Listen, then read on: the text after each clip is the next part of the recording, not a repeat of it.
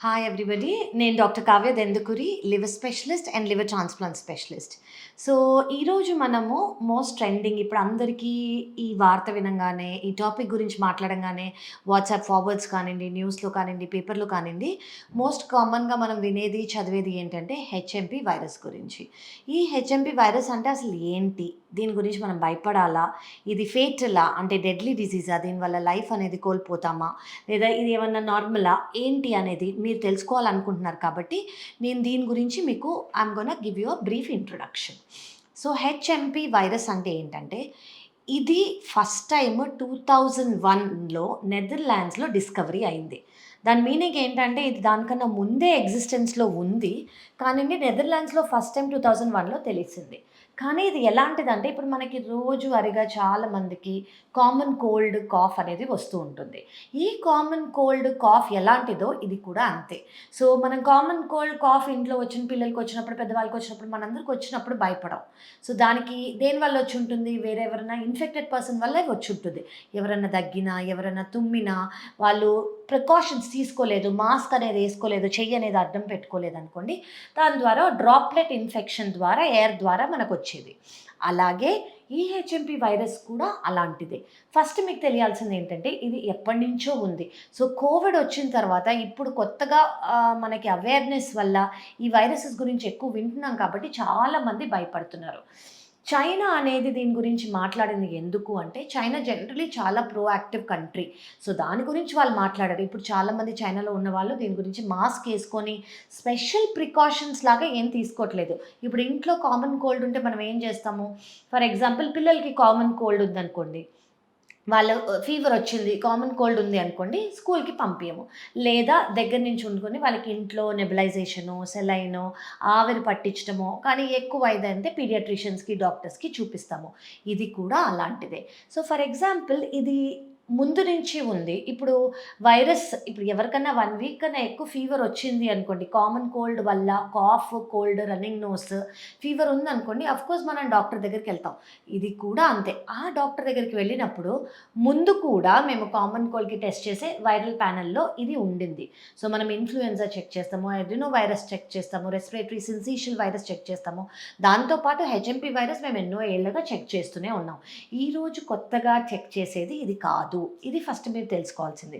Second thing ఏంటంటే 1 week కన్నా ఎక్కువ ఉన్నప్పుడు మనం ఇది ఎందుకు చెక్ చేసుకుంటున్నాం అంటే, దానివల్ల మనకి ఏమైనా సపోర్టివ్ ట్రీట్మెంట్ అవసరమా? కంజెషన్ అనేది ఎక్కువ ఉంది, కొంచెం ఊపిరి సరిగ్గా తీసుకోలేకపోతున్నారు, ఫీవర్‌కి కానివ్వండి, దీనికి ఏమైనా ట్రీట్మెంట్ అవసరమా? నెబులైజేషన్ ఇవ్వాల్సి వస్తుందా? ఆక్సిజన్ ఏమైనా ఇవ్వాల్సి వస్తుందా? అనేది మనం తెలుసుకోవడానికి డాక్టర్ దగ్గరికి వెళ్ళాలి. అలా అని దీనికోసం అంటూ స్పెషల్‌గానే ఇంట్లోనే ఉండి భయపడుతూ ఉండాల్సిన అవసరం లేదు.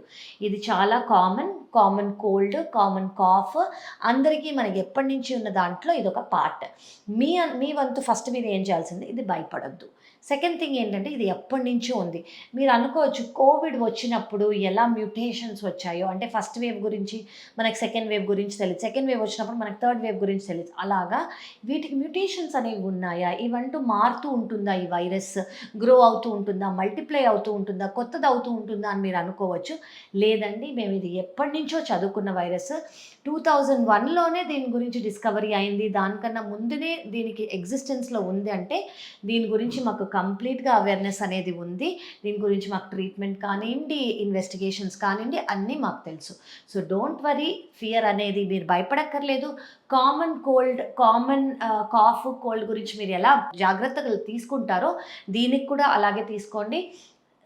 హైజీన్ అనేది మెయింటైన్ చేయండి. హ్యాండ్ వాష్ కానివ్వండి, మాస్క్ వేసుకోవటం కానివ్వండి, ఒకళ్ళ మొహం మీద దగ్గటం, తుమ్మటం కానీ చేయకుండా, ఎస్పెషల్లీ ఎవరికైనా జ్వరం, కామన్ కోల్డ్ ఏదైనా ఉంటే వాళ్ళు వర్క్‌కి కానివ్వండి, స్కూల్‌కి కానివ్వండి వెళ్ళకుండా, ఎక్కువ ఉంది, వారం రోజుల కన్నా ఎక్కువైంది అంటే, ఫీవర్‌తో పాటు ఉందంటే డాక్టర్‌ని వచ్చి కలవండి.